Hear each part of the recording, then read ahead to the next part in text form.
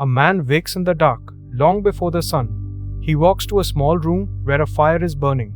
It has been burning all his life. It was burning before he was born. He feeds it carefully with clean dry wood. He wears a white cloth over his mouth so that his own breath never touches the flame. He is not praying to the fire. The fire is not his god. The fire is simply the cleanest thing he knows, and his job is to keep it that way.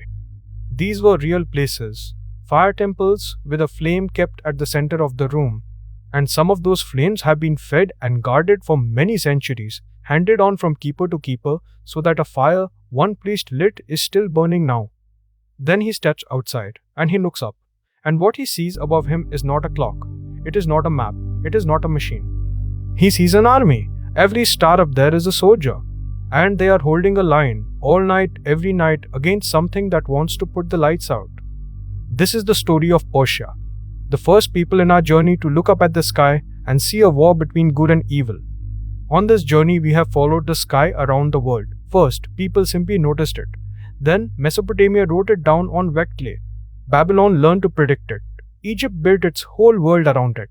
India turned the sky into mathematics and worked out a calendar you could compute. China kept its long watch unbroken night after night. India again wove the star map into ordinary life. And the Maya worked out their calendars completely alone, with nobody to copy. And last time, Greece. The Greeks drew the heavens as a machine made of circles. Then they went outside with sticks and rings and measured them. Now stand in the middle of all of that. Right in the middle. That is where Persia is. Persia conquered Babylon and inherited its star watchers along with its cities. Persia traded with India. Persia fought Greece and argued with Greece and learned from Greece. Look at that first one again, because it matters much more than it sounds. When Persia took Babylon, it did not burn the tablet houses down. It kept the star watchers on. Same men, same tables, same records, night after night, now working for a new king. Babylon had spent centuries learning to predict the sky, and Persia inherited that whole habit, still running. Nearly every civilization in this series touched Persia. Persia was the crossroads of the ancient world. And at a crossroads, things do not simply pass through, they mix. But before Persia gathered up everybody else's sky, it had a sky of its own. And that sky was like nothing else in this whole story. Long ago, in the dry lands that became Persia, a priest had a vision. We call him Zoroaster. We are not sure exactly when he lived. The honest guesses spread across 1,000 years. But what he taught is very clear and very old. He said there is a wise lord of light behind everything. His name was Ahura Mazda, and that name simply means the wise lord. And he said this lord is good, not powerful and moody, not somebody you flatter into a good temper. Good, truthful, clean, ordered. That was a new thought. Most gods in the ancient world were forces you had to keep happy. This one was a side you could join, because facing him, they believed, was another spirit, a destroying spirit, the lie. And everything in the world is caught in the war between those two. Light against dark, truth against lie, life against rot. Then Zoroaster said, the part that changed everything, you get to choose. Not the king, not the priest, you. Every person, every ordinary day, picks a side. With what you think, what you say, and what you do. So a good thought, a good word, a good deed is not just being pleasant. It is you putting your weight on one side of a war. And now look up, because if that is what the world is, then the sky is not decoration. The sky is the front line. Ahura Mazda's home is light, and they did not mean light as a pretty word. They meant light. The endless lights above are where he lives. So the sun is his, the moon is his, and the stars, all of them, in their thousands, are his. They believed the stars were not lamps hanging up there. They were living beings, awake, watching, on duty. And look at how they are arranged.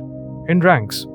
In fixed formations, wheeling together, everyone holding its place all night long. That is not a crowd. That is an army standing to attention.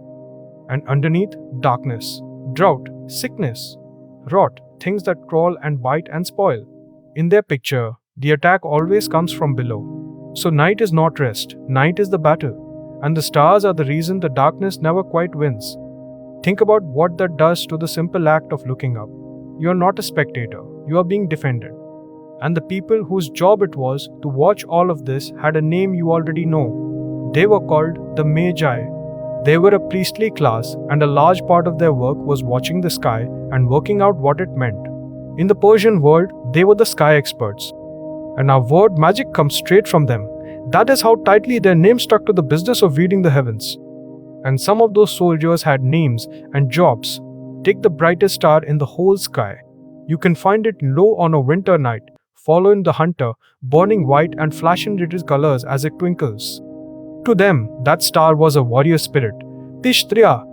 And once every year, he had a job to do, and it was the most important job in the world.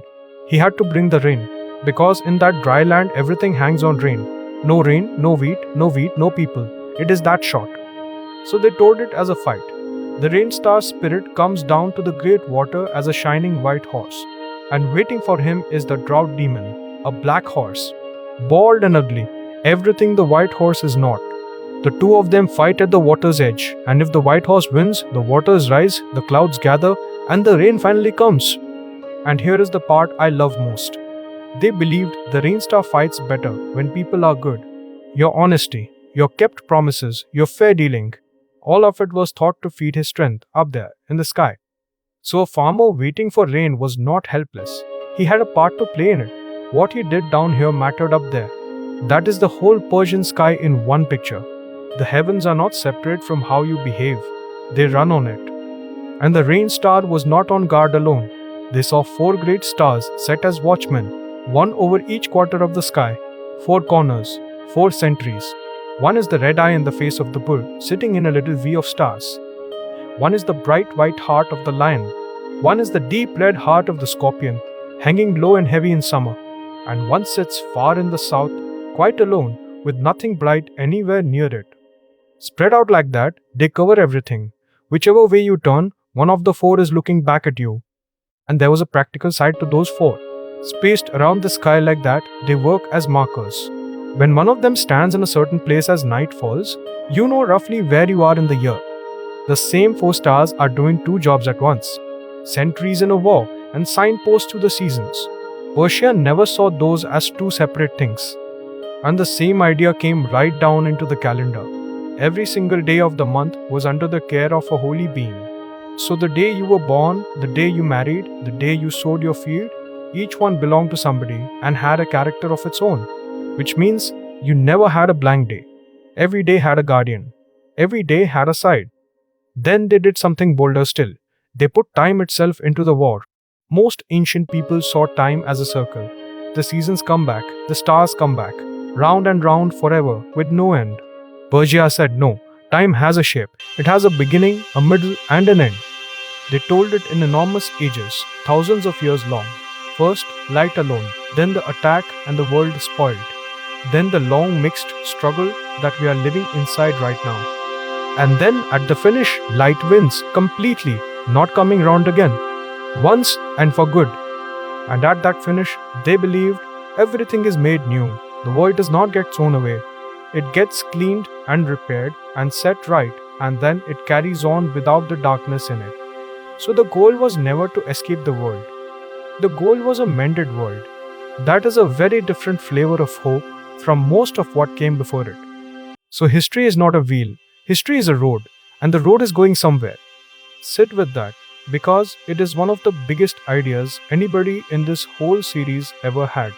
That the world is heading towards something better, and that your small daily behavior helps carry it there. That idea did not stay inside Persia. You can hear it echoing through a great deal of what came afterwards. Now, the second half of Persia's gift, the crossroads. Centuries later, under the Persian kings, something very deliberate happened. They went shopping for knowledge. And Persia had one thing that made all this gathering much easier: roads. Long, maintained, patrolled roads with fresh horses waiting at stations along the way. And ideas travel on roads exactly like everything else does. A road built to move soldiers and taxes will also move scrolls and star tables and arguments about the sky.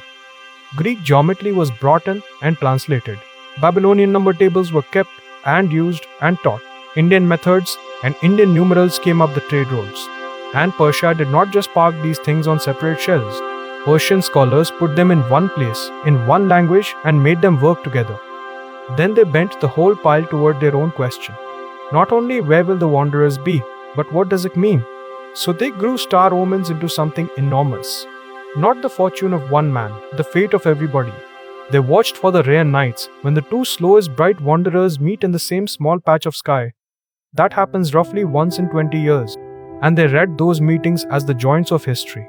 Empires rising, fates beginning, kings falling. A calendar of the whole human story written in the sky. Now, you do not have to believe a word of that to see what it did. It made careful sky records valuable to powerful people for centuries. Shaky reasons, real observations. And think about how much of that bundle was borrowed. Persia's own gift was the meaning. Almost everything else in it came from somebody else in this series, and Persia's real genius was keeping all of it together in working order. So look at what Persia added to our long story. Others had watched the sky, recorded it, predicted it, drawn it as a machine, measured it, counted it. Persia asked something else entirely, not how big, not how far, not when, but what is the sky for and whose side is it on? And their answer was, it is on ours. The sky is the story of good winning, told slowly in light. Then a new faith swept out of the desert to the south, and Persia was swallowed up inside a new empire. But that new empire did not begin from nothing. It opened Persia's cupboards and found the whole bundle sitting there waiting. Greek circles, Indian numbers, Babylonian tables, Persian starlight, already gathered, already in one place, already talking to each other. And it did not throw any of it away. It built the finest observatories the world had yet seen, and it handed hundreds of stars, the names we still call them by tonight. Next time, the Golden Age, when the sky stopped being a battlefield and quietly became a laboratory.